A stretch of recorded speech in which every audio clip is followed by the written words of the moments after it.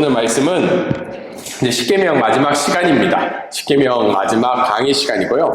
이제 11번째 시간이고, 오늘은 특별히 제 십계명 자족하는 삶이라는 말씀을 가지고 오늘 말씀을 전하고자 합니다.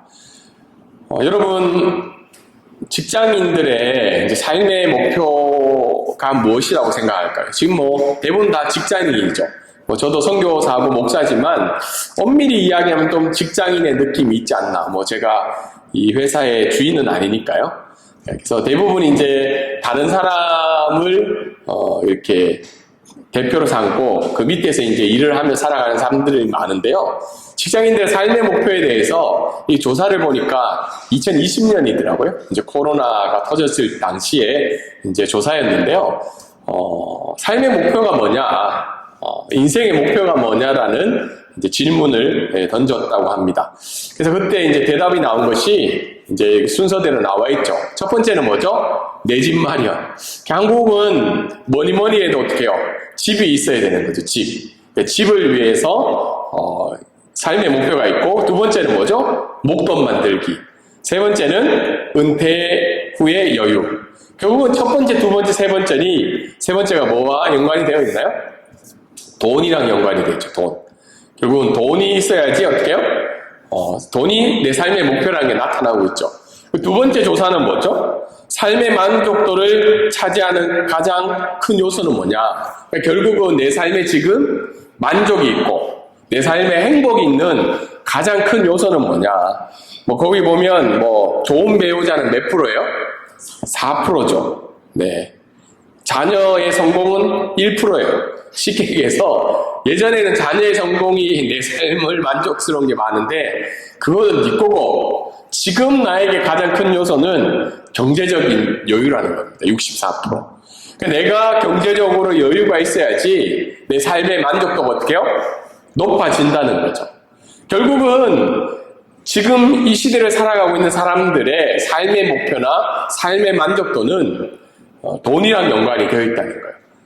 돈이랑 연관이 되어 있다는 것을 우리는 이것을 통해서 알 수 있습니다. 그런데 이 돈이 우리 인생에 있어서 이렇게 필요한 존재고 우리 인생에 있어서 중요한 존재라는 것을 인식하며 살고 있는 시대에 과연 돈은 우리가 살고 있는 믿음을 가지고 있는 우리들에게 어떤 영향을 줄까?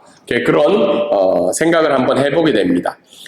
근데 성경은 이 돈에 대해서 물론 중립적인 부분이 있습니다. 근데 성경은 돈으로 말미암아 우리에게 탐욕스러운 마음이 날마다 커지기 때문에 이 돈에 대해서는 굉장히 경계를 하고 있습니다. 지난번에도 한번 말씀을 드렸는데 내가 만든 신이라는 책 제목을 가지고 지금은 천국에 계시죠? 이 팀 켈러라는 목사님이 이 내가 만든 신, 내가 우상 숭배하고 있는 신 중에 세 번째가 바로 이 돈이라고 이야기를 하고 있습니다. 근데 사실은 탐욕이라는 말을 들었을 때 어떤 마음이 드세요? 나랑 좀 관계가 있다고 생각이 좀 드세요? 근데 탐욕이라는 단어는 많은 그리스도인들이 자기랑 관계가 없다고 생각을 해요. 보통 죄를 생각할 때는 거짓말, 맞죠? 그리고 아니면 음욕, 이런 것들은 나와 관계가 있다고 생각하지만 탐욕, 내가 그렇게 돈에 대해서 욕심이 많은가? 생각하는 사람은 많지 않다고 합니다. 그런데 우리 자신을 한번 들여다볼 때 만약에 내 삶 가운데 지금 이 불안함 그리고 더 많이 가지고 싶은 그 욕심이 있다면 그것이 바로 탐욕스러운 마음이 우리 가운데 있다는 겁니다. 탐욕은 인간을 어떻게 해요? 불안하게 만들고 인간을 더 욕심스럽게 만들면서 인간을 지배하는 특성이 있다고 합니다. 지금 우리 삶을 한번 짚어보면 여러분 지금 여러분의 삶이 안정된다고 생각하세요? 안정스럽다. 내 삶은 굉장히 안정하다. 그리고 내 삶을 지금 내가 통제할 수 있다. 근데 돈이 주는 유혹은 내 삶의 안정과 삶의 통제를 돈이 할 수 있다고 여긴다는 겁니다. 이게 바로 우상숭배라는 거죠. 우상숭배라는 것은 뭐예요? 내 삶의 가장 안정적인 부분이 하나님에게서 오냐 아니면 다른 곳에서 오냐가 바로 우상숭배와 하나님을 믿는 삶의 다른 점이라고 이야기를 할 수 있습니다. 성경에 보면 한 인물이 나오고 있죠. 이 책에서는 이렇게 설명을 하는데요.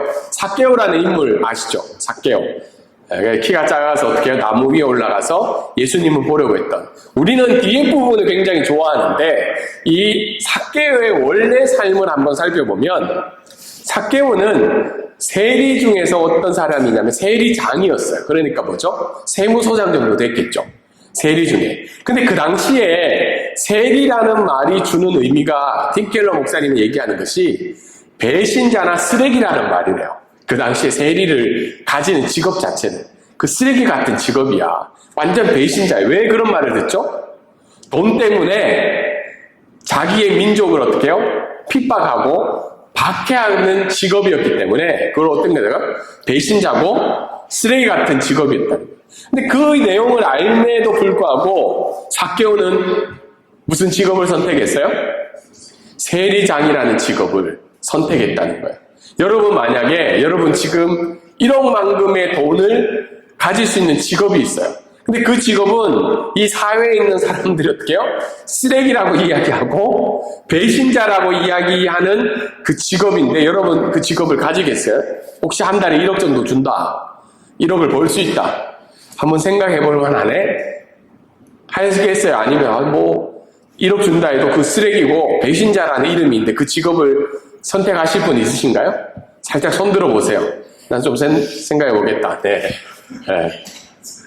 그만큼 어때요? 삭개오는 오명도 있고 미움을 가질 수 있는 그 직업이었지만 그것을 어떻게 해요? 선택했다는 거예요. 뭐 때문에? 돈 때문에. 그만큼 탐욕이 그의 삶을 지배하고 있었죠. 근데 놀랍게도 어떻게 해요? 예수님을 만나고 난 다음에 그는 몇 배를 갚아주나요? 거의 300에서 400%를 갚아주죠. 그 복음의 능력이 어떻게 해요? 그를 바뀌게 된 거죠. 그만큼 이 탐욕이라는 것은 한 사람의 삶의 목표를 바꾸고 그 사람에게 안정과 평화와 행복을 줄 수 있도록 유도하기 때문에 탐욕은 우상숭배라고 골로새서 3장 말씀은 이야기를 하고 있습니다. 이런 상황 가운데 오늘 십계명은 단순히 어떻게 해요? 다른 사람의 소유를 탐내지 말아야 하는 것을 뛰어넘어서 어떻게 해요? 지금 내게 주신 하나님의 주신 현재의 상태가 가장 좋은 것임을 믿고 자족하는 삶을 가르치고 있는 게 바로 오늘 읽은 제10계명의 말씀이라는 겁니다. 그래서 오늘 이 말씀을 통해서 이 시대에 특별히 돈이 중요하잖아요. 돈이 움직이는 세상이고 자본으로 말미암아 모든 것들이 결정되고 있는 이 세상 가운데 과연 우리는 이 말씀을 가지고 어떻게 살아가야 될까? 두 가지 정도의 말씀을 전하고자 합니다. 첫 번째 말씀은 뭐죠? 한번 읽어볼까요? 시작! 자족하는 삶은 다른 사람의 소유를 탐내지 않는 삶입니다. 네. 자족하는 삶은 다른 사람의 소유를 탐내지 않는다고 해요. 탐내다라는 말은 뭐죠? 어떤 것을 원하거나 좋아한다는 말이라고 해요. 성경에서는 이 단어가 긍정의 표현도 있고 부정의 표현도 있습니다. 그러니까 하나님의 것을, 하나님이 원하는 것을 더 좋아할 수도 있죠. 그런데 어떻게 해요? 다른 사람의 것을 탐낼 수 있다는 겁니다. 오늘 그 17절 말씀에는 이렇게 나와 있죠. 내 이웃의 집을 탐내지 말라는 거예요. 내 이웃의 아내를 탐내지 말라는, 다르게 이야기해서 내 이웃의 집과 아내를 원하거나 좋아하지 말라는 거죠. 왜 그런가요? 성경이 이야기하는 것은 그것은 이웃의 소유이지 내 소유가 아니라는 거죠. 내게 아니라는 거예요. 그거는 하나님이 그 사람한테 준 거라는 거죠. 그래서 탐내지 않는 삶은 구체적으로 이야기하면 이런 거죠. 나 자신의 처지에 대한 모든 불만을 가지는 게 탐내는 삶의 기초입니다. 내 삶이 지금 어떻다는 거예요? 불만이라는 거예요. 내 처지가. 쟤는 저걸 가졌는데 왜 나는 지금 못 가지고 있는 내 처지에 대한 불만. 두 번째는 뭐예요? 다른 사람의 소유에 대한 시기와 한탄이죠. 우리 다른 사람이 가진 것에 대해서 기뻐하는 마음을 가지고 있나요? 한국 속담에 뭐가 있죠? 사촌이 땅 사면 배 아프다는 말은 다른 사람의 소유, 나랑 관계없는데 어떻게 해요? 시기하거나 한탄을 하죠. 그리고 이웃의 소유물의 어떤 것에든 어떻게 해요?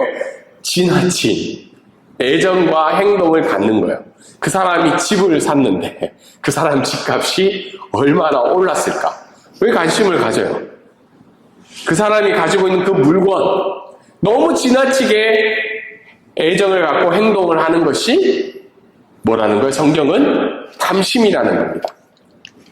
근데 이 탐욕의 단계가 있어요. 4가지 단계로 이야기할 수 있는데요. 탐욕은 어떻게 찾아오냐면 첫 번째는 즉흥적인 욕망이에요. 그러니까 내가 의식적으로 생각하지 않았는데 그 탐욕이 내 마음을 찾아오는 거예요. 그리고 그 탐욕이 찾아오면 두 번째 단계는 뭐예요? 그 마음이 막 들뜨게 하는 거예요. 그 욕망을 품게 하죠. 그 일에 대해서. 그 일을 생각하면 어떻게 해요? 막 갑자기 없던 희망과 소망이 막 생기는 거예요. 세 번째는 뭐예요? 그 욕망을 달성하기 위해서 어떻게 해요? 계획을 세우죠. 네 번째는 어떻게 해요? 그 계획 생긴 대로 행동을 하는 거죠. 여러분, 욕심이라는 거, 돈에 대한 것들, 죄에 대한 것들은 이 4가지 단계를 늘 거치게 있다는 거예요. 그래서 탐욕의 종말은 어떻게 해요? 돈에 사로잡힌 노예가 되는 것으로 우리가 이야기할 수 있죠. 근데 이 4가지 단계를 어떻게 생각해야 될까? 이 로마 카톨릭에서는요, 때로는 일반 사람들은 2번째에서 4번째만 죄라고 이야기를 해요. 세상 사람들은 어떻게 해요? 4단계를 했을 때 죄라고 이야기하죠. 근데 로마 카톨릭에서는 마음도 이야기를 합니다. 그런데 우리가 종교개혁자로 받아들이고 있는 이 칼빈은 첫 번째 단계, 내가 방심하고 있을 때 스쳐 지나가는 그 마음도 뭐라는 거예요? 죄라는 거예요. 죄. 탐욕의 시작이라는 거예요. 악한 마음에 기인하고 있고 마음과 생각도 성경은 뭐라는 거예요? 죄라고 이야기를 하고 있습니다. 이게 탐욕의 단계라는 거예요. 그렇기 때문에 첫 번째 우리가 이 말씀을 통해서 적용해야 될 건 뭐예요? 마음의 바람을 잠재워야 돼요. 지금 우리가 광고를 보거나 사람들의 이야기를 듣거나 행복의 조건을 이야기할 때 마음의 바람이 일어나요. 내 마음의 바람이. 나는 행복한 사람인가? 내가 지금 욕심으로 가지고 있는 게 뭔가? 그 마음의 바람을 잠재워야 돼요. 왜냐하면 탐욕은 본능적으로 내가 의식하거나 의도하지 않게 내 마음을 찾아올 수 있기 때문이죠. 고의적이라고 할지 아닐지라도 일어날 수 있다는 거예요. 근데 이 탐욕의 시작이 어떻게 해요? 위험한 죄까지 간다는 거예요. 계획을 세우고 어떻게 해요? 행동으로 나아가는 것까지 갈 수 있어요. 그래서 우리가 성경에서 거부해야 될 말씀 중에 하나는 뭐냐면 네 마음 가는 대로 가지 말라는 거예요. 근데 이 세상의 행복은 뭐죠? 네가 하고 싶은 대로 하라는 거죠. 태국말 중에도 있죠. 뭔가요? 땀사바이죠. 땀사바이. 네 편한 대로 해라. 근데 성경은 탐욕에 있어서는 어떻게 해요? 그 마음의 바람을 잠재우라는 거예요. 네 마음 가는 대로 하는 게 아니고 하나님이 기뻐하시는 것이 무엇인지를 따라 우리의 마음을 움직여야 된다는 겁니다. 그리고 두 번째가 우리가 적용해야 볼 것은 뭐예요? 탐욕의 합리화를 피하라는 거예요. 탐욕의 합리화. 특별히 우리는 재물을 어떻게 쓰고 싶다는 계획을 세우잖아요. 근데 이게 합리화가 있을 때가 있어요. 이걸 적용해보면 재물이 많은 사람들 우리 주변에 좀 있나요? 혹시 집이 여러 채 있는 사람들 좀 주변에 있어요? 근데 그 사람들이 때로는 돈을 이렇게 경시하거나 소홀히 여길 때가 있죠. 막 돈을 함부로 쓰는 거 있을 때. 그럴 때 그 마음에 찾아오는 마음이 뭐죠? 야, 저거 내가 있었으면 좀 잘 썼을 건데 그런 마음이 들죠. 이거를 제가 책을 보니까 이렇게 정의로운 분노라고 해요. 그래서 요즘 어떤 사회에서는 어떻게 해요? 그 정의로운 분노를 인해서 그 사람의 것을 강제적으로 빼앗아서 좋은 일에 쓰고 싶은 계획들을 막 가지고 있잖아요. 운동들이 있고. 그래서 이것을 뭐라고 얘기했냐면 제 스스로 한번 지어봤는데 찾아보니까 이미 그 단어를 쓰고 있더라고요. 로빈후드 증후군이라는 거예요. 로빈후드는 정의를 위해서 어떻게 해요? 다른 사람의 것을 빼앗죠. 근데 성경은 이 로빈후드를 어떻게 해석할까요? 죄라고 이야기하고 있죠. 왜냐하면 그 재물은 나에게 허락한 게 아니기 때문이죠. 그래서 가끔 우리는 로빈후드의 증분으로 내게 어떻게 더 많은 재물이 있으면 더 잘 쓸 거라는 이 탐욕의 합리화가 우리 가운데 있다는 겁니다. 저도 가끔 그런 생각을 해봐요. 우리 아버지가 좀 사업을 제대로 잘했으면, 또 아버지가 유산으로 남겨가신 땅이 있어요. 팔공산 밑에. 팔공산 혹시 아시나요? 우리 오건선들이. 그 땅이 오르지도 않고 빚만 있어요. 저 땅이 아버지의 계획대로 엄청 올랐으면 어떡해요? 그 돈을 가지고 내가 뭔가를 잘 해봤을 건데 라는 생각이 한 번씩 들 때가 있습니다. 집도 좀, 교회도 우리 맨날 이렇게 태국교회 빌려서 새빵살이 하는데 그 좀 올랐으면 한 5억 정도라도 있으면 어때요? 건물을 사가지고 뭔가 제대로 한번 해봤을 건데 라는 그 합리화적인 마음이 제 마음 가운데 찾아올 때도 있어요. 근데 성경은 그게 뭐라는 거예요? 그게 탐욕의 합리라는 거예요. 네가 가지고 있는 마음이 죄인데 그거를 합리화하기 위한 마음이라는 거예요.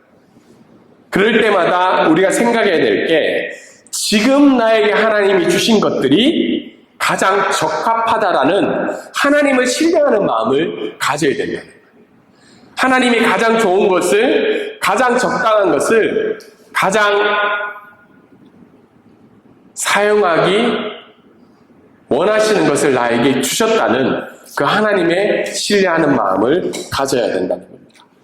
그래서 탐욕스러운 마음이 생길 때마다 우리는 사랑으로 채워가야 된다는 거예요. 두 가지 사랑이 있는데 하나는 내가 신뢰하는 그 하나님이 나에게 보여주신 그 사랑. 네가 지금 어려움과 힘듦과 아픔이 있지만 내가 끝까지 사랑하는 그 하나님의 사랑으로 나를 채워야 되고 두 번째는 이웃을 사랑하는 마음으로 채워가야 된다. 다르게 이야기해서 굉장히 이상적인 말로 들려질 수 있지만 이웃의 소유물을 잘 돌봐주고 이웃이 가진 것에 대해서 인자한 마음을 가져야 돼요. 그 사람의 것은 누구예요? 하나님이 그에게 허락하신 것이라는 것을 믿고 인자한 태도로 다른 사람의 재물을 봐줘야 돼요. 그리고 적극적인 자세는 뭐예요? 하나님이 내게 주신 것을 가지고 이 이웃의 사랑을 어떻게 실천할까를 고민하는 것이 탐욕을 잠재울 수 있는 마음이라는 거예요. 이것이 하나님이 기뻐하시는 청결한 마음이라고 오늘 성경은 이야기를 하고 있습니다. 두 번째 말씀을 우리가 살펴보면 한번 읽어보겠습니다. 자, 시작. 자족하는 삶은 현재의 삶의 결과를 감사하는 삶입니다. 자족하는 삶이 탐심을 막는 최고의 방법이라고 이야기를 하고 있습니다. 다르게 이야기해서 현재의 지금 상태에 어떻게 해요? 만족하라는 거예요. 만족하시는가요? 현재의 나의 상태에? 내가 조금 더 있으면 행복할 것 같잖아요. 맞죠? 저도 가끔 그런 생각해요. 조금 더 있으면 좀 더 낫지 않을까? 근데 태국말에 좋은 말이 있어요. 성경에서는 그냥 자족하라는 말로 되어 있는데 이게 좀 헷갈리게 해석이 될 수 있는데 태국어로는 태국어 성경에 이렇게 되어 있죠. 퍼자이나이 사파 피벤유라는 말이죠.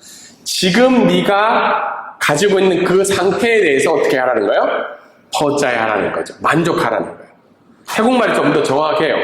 지금 내가 가지고 있는 상태에 대해서 만족하는 게 어떻게 해요? 자족하는 삶이라고 이야기를 하고 있죠. 그래서 우리는 자족하는 삶을 살아갈 때는 과정 속에서는 우리가 최선을 다해야 돼요. 우리가 주어진 일들을 최선을 다해서 살아가지만 그 과정의 결과에는 어떻게 해요? 받아들이라는 거예요. 그것이 하나님이 내게 정해주신 것이라는 것을 받아들이라는 거예요.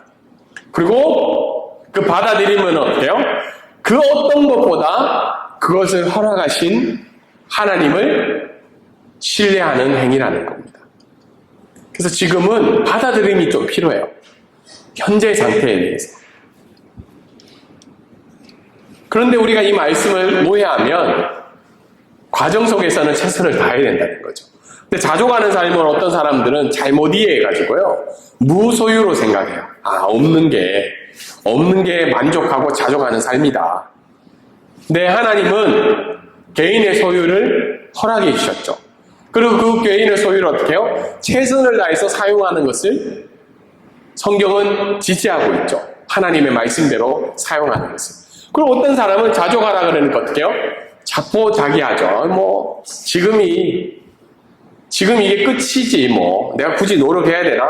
운명론처럼 생각하는 신앙들이 있다는 겁니다. 그런데 성경은 자족하라는 것은 과정 속에서는 최선을 다하되 결과를 받아들이라는 거지, 무소유나 자포자기를 지지하고 있지는 않다는 겁니다. 현재 삶에 만족하는 삶이 자족하는 삶인데요. 특별히 빌립보서 4장 11절은 우리를 잘 설명을 하고 있죠. 11절부터 우리 13절까지 세 번역 말씀인데 우리 한 목소리 한번 읽어보도록 하겠습니다. 시작. 내가 궁핍해서 이렇게 말하는 것이 아닙니다. 나는 어떤 처지에서도 스스로 만족하는 법을 배웠습니다. 나는 비천하게도 살 줄도 알고 풍족하게도 살 줄도 압니다. 배부르거나 굶주리거나 풍족하거나 궁핍하거나 그 어떤 경우에도 적응할 수 있는 비결을 배웠습니다. 나에게 능력을 주시는 분 안에서 나는 모든 것을 할 수 있습니다. 현재의 삶에 만족하는 사람, 특별히 사도 바울은 어떤 처지에서도 스스로 만족하는 법을 배웠다 하는데, 여러분, 사도 바울이 이 글을 썼을 때가 어디에 있었나요? 감옥에 있었죠. 그는 감옥에 있으면서도 지금 내 삶에 대해서 어떻게 하는 거예요? 만족한다는 거예요. 자족하고 있다는 거예요. 그래서 12절에 보면 비천하게나 풍족하게나 배부르게나 굶주리거나 풍족하게나 어떤 경우에도 나는 그 현재 상태에 대해서 받아들일 수 있다는 겁니다. 그것이 13절에 나오고 있죠. 그래서 나는 내 능력을 주시는 분 안에서 뭘 할 수 있다는 거예요? 모든 것을 할 수 있다는 거예요. 근데 이 말씀 우리가 잘못 오해하면 어떻게 해요? 주문처럼 외워서 내가 슈퍼맨이 되어서 못하는 것도 잘한다 이 말이 아니고, 내가 어떠한 상황 속에서 만족하며 자족하는 삶을 살아갈 수 있다고 이야기하는 것이 빌립보서 4장 11절의 말씀이죠. 정말 이 말씀이 우리의 삶 가운데 인정할 수 있다면 오늘 우리가 찬양을 드렸잖아요. 행복이라는 찬양. 나는 행복한 사람이라고 고백하고 있죠. 가사의 내용 기억이 나시나요? 가사 내용 기억이 나시나요? 제가 한번 읽어드릴까요? 한번 읽어드리도록 하겠습니다. 가사의 내용이 저도 오늘 고백하면서 이렇게 진짜 행복할 수 있을까 그런 고백을 하는데요. 이렇게 있죠. 화려하지 않아도 정결한 삶, 청결한 삶이죠. 그리스도의 사랑으로 채워가고 가진 것이 적어도 감사하며 사는 삶. 여러분, 다른 사람은 스테이크 먹는데 우리는 까파오 먹을 때 행복할 수 있습니까? 네. 눈물 날 일이 많지만 기도할 수 있고, 억울한 일 많으나 주를 위해 참고, 비록 짧은 작은 삶이라지만 주 뜻대로 사는 것이 내 삶의 행복입니다라고 고백할 수 있는 그 신앙의 근본이 뭐냐면 바로 자족하고 만족하는 삶이라는 겁니다. 말씀을 정리하도록 하겠습니다. 혹시 내 인생이 행복하지 않다고 고백이 되어지진 않습니까? 그의 근원에 내 마음에 탐욕이 있진 않습니까?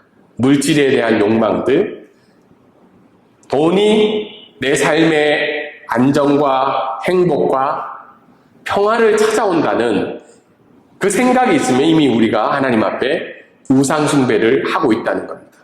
오늘 성경이 이야기하는 것이 내 이웃의 소유와를 탐하지 말라는 건 그것을 주신 이가 하나님이시고 나에게 지금의 상태를 주신 것도 하나님이시기 때문에 하나님만이 나의 안정과 행복이 되게 해달라고 우리가 기도해야 돼요.